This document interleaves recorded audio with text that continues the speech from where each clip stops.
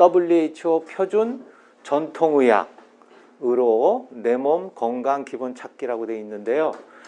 원래 간단하게 그냥 내 몸 기본 건강 기본 찾기 이랬었어요.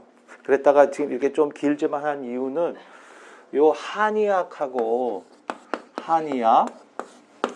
이 한의학도 한문으로는 이게 한나라 한이었다 요새는 대한민국을 한자로 바꿨는데, 그러니까 우리나라에서는 한의학이라고 그러고 중국에서는 중의학이라고 그래요. 원래 한의학이었다가 일본에서는 칸포라고 그럽니다. 칸포. 그런데 이거를 다 포함해 가지고 WHO는 뭐 하는지 아시죠? 세계보건기구에서 이 놈을 다 아우러 가지고 뭐라고 그랬냐면은 TM, Traditional Medicine 그랬어요. 그래서 우리말로 말하면 이게 전통의학이거든요. 전통의학은 현대의학을 뺀 거를 전통의학, Traditional Medicine 이렇게 해서 하나의 질병 분류 체계로 잡아 넣었어요. 그런데 이게 몇십 년이 걸렸어요. 몇십 년이. 그런데 대부분 이 내용이 중의학 겁니다. 중의학. 그건 왜 그렇게 됐냐면 WHO가 이런 작업을 할 때 서포트를 누가 많이 했느냐예요. 거의 중국이 했어요. 그래서 어떤 결과가 나왔냐면 트래디셔널 메디신이라는 게 영어로 지금 돼 있거든요. 왜냐하면 국제적으로 써야 되니까 영어로 다큐멘트가 돼 있어요. 그런데 그 명칭이 중국 발음으로 돼 있어요. 표기는 영문으로 했지만 중국 발음으로 돼 있어요. 그다음 두 번째는 이걸 스탠다드 만드는 작업을 중국이 기여를 했고, 두 번째는 국제 표준으로 만들었으면 이걸 쓰세요 그러려면 뭐가 필요하죠? 교육을 해줘야 돼요. 교육 교재가 또 중국 거예요. 교육 교재가. 이제 그러다 보니까 WHO에서 교육을 직접 할 수는 없잖아요. 그래서 교육 훈련 센터를 중국에다 또 했어요. 그러면 시작도 중국이 기여했고, 그거에 따른 교육 교재도 중국에서 만들었고, 그 훈련도 중국에서 시키고. 그러면 또 어떤 문제가 생기냐면 의료인한테는 항상 라이센스라는 문제가 있잖아요. 그 라이센스를 주려면 뭘 해야 돼요? 시험을 봐야 되잖아요. 시험을 또 이걸로 해요. 그러다 보니까 우리가 끼기는 꼈지만 중의학으로 된 겁니다. 그래서 중의학은 요거에다가 C자만 하나 집어넣은 거예요. TM에다가 C자를 하나 넣었어요. Traditional Chinese Medicine. 그럼 한국에서는 뭐라고 해야 될까요? TKM 이래야 되거든요. Traditional Korean Medicine 이래야 되는데 이 표현을 잘 안 써요. 왜 안 쓸까요? 기여한 게 없으니까. 기여한 게 없으니까. 그래가지고 OM. 그동안 써오던 OM을 그냥 써요. 오리엔탈 메디신 이래가지고. 그래서 일단 그런 거를 좀 아시라고 제가 하는 거고, 또 하나는 한의학 그러면 이거 뭐 미신 아니야 이렇게 얘기를 해요. 특히 의사들이. 그러면 미신이면 WHO에서 이런 작업 했을까요? 그래서 그런 것도 좀 알아야 되겠다는 것 때문에 제가 일부러 복잡하지만 저렇게 했고요. 그러면 왜 그렇게 했느냐? 우리가 그 수명이 늘어나죠. 수명이 늘어나면 병도 늘어나요. 수명이 늘어나면. 그러니까 똥차를 5년만 쓰고 나면은 수리비가 안 들겠죠. 근데 이걸 10년, 15년 쓰면은요, 수리비가 많이 들어요. 그럼 수리비가 왜 나오죠? 사용 중에 메인터넌스를 안 하고 쓴 거예요. 그래서 뭐 엔진 오일을 30km마다 갈아라, 10,000km마다 갈아라, 어째라 이런 말들이 있죠. 그 이유는 뭐냐면 정상 상태로 계속 유지를 해서 가기 위해서는 그런 메인터넌스를 해줘야 그 이제 고장이 안 된다는 거죠. 그럼 우리 인간은 어떨까요? 우리 인간은 메인터넌스 없이 써도 될까요? 메인터넌스를 해야 된다 이거죠. 근데 했냐 이거예요. 나 정기검진 받았는데 그게 메인터넌스인가요? 아니거든요. 그래서 공장이나 이런 데도 보면 오일도 갈아주고 뭐 패킹도 갈아주고 모두 갈아주고 하면서도 부분적인 수리를 그렇게 하면서도 오버홀이라고 그래가지고 전체를 수독시켜요. 그래서 싹 한 번 더 바꾸거든요. 이제 그렇게 하니까 공장 수명이 늘어나는 거죠. 여러분들 몸은 어떠냐 이거예요. 그 몸 상태를 제가 이따가 사진으로 보여드릴게요. 모든 사람들이 공통적인 거. 좀 놀라실 만한 게 있거든요. 그래서 어쨌든 그래서 제가 이걸 자꾸 알려야겠다. 왜냐하면 노인성 질환은 현대의학에서 치료할 수가 없어요.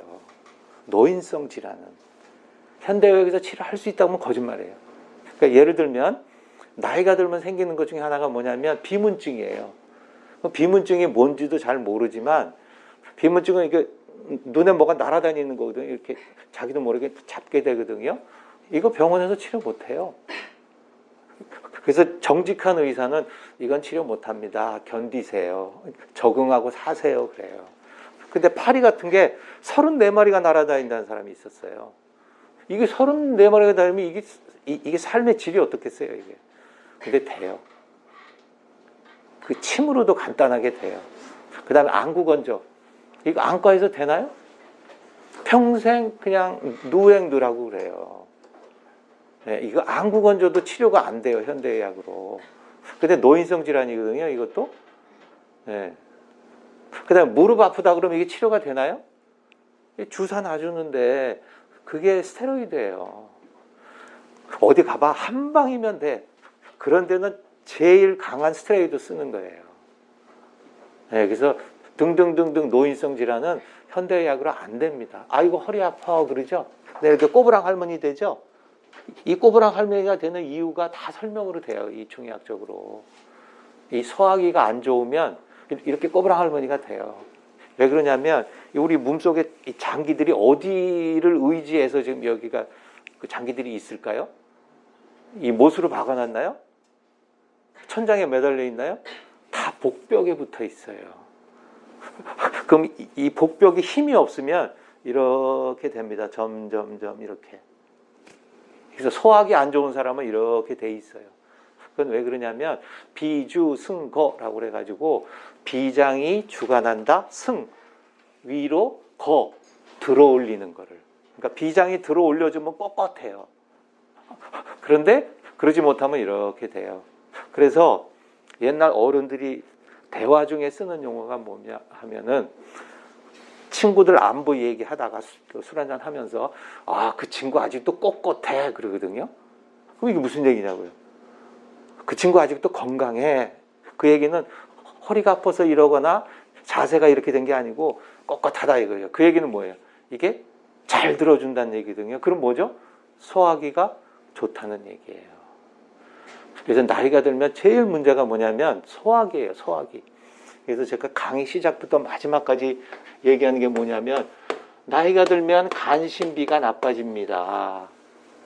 요거를 대비하세요. 간은 왜 그러냐면 우선 먼저 이렇게 화두를 던질게요. 간의 상태는 눈으로 나타나요. 간의 상태는 그걸 뭐라고 그러냐면은 규라고 그래요. 규. 구멍 규자를 쓰는데 우리 몸에는 구멍이 몇 개 있을까요? 땅구멍 빼고 9개가 있습니다. 9개가. 상칠, 하이 해가지고 상칠규, 하이규 그러는데 이게 왜 있냐고요. 그 우리 몸은 세균이나 나쁜 거나 이런 거로부터 방어를 하기 위해서 몸 전체가 철갑을 두른 것 같아요. 이 원자력 발전소도 이렇게 돼 있거든요. 도움이. 철갑을 두었는데 또 탱크도 어떤 탱크가 좋아요? 어떤 포탄을 맞아도 막아주는 탱크잖아요. 그런데 이 탱크가 완전히 이렇게 철갑으로만 돼 있으면 어떡하죠? 앞을 봐야 갈 거 아니에요. 사람이 들락날락 해야 될 거 아니에요. 배기가스가 나가야 될 거 아니에요. 이런 것처럼 우리 사람도 철갑을 둘러서 방어를 해야 되지만 필요한 건 뚫어놨어요. 그 필요해서 뚫어놓은 구멍이 7개예요. 그런데 7개 구멍이 다 장기하고 관계가 돼 있어요. 그 얘기는 무슨 얘기냐면 그 구멍의 상태를 보면 해당되는 장기의 상태를 알 수 있다는 거예요. 자, 제가 좀 전에 비문증하고 안구 건조를 했거든요. 9개 구멍 중에서 뭐의 문제죠? 눈이라는 구멍의 문제죠.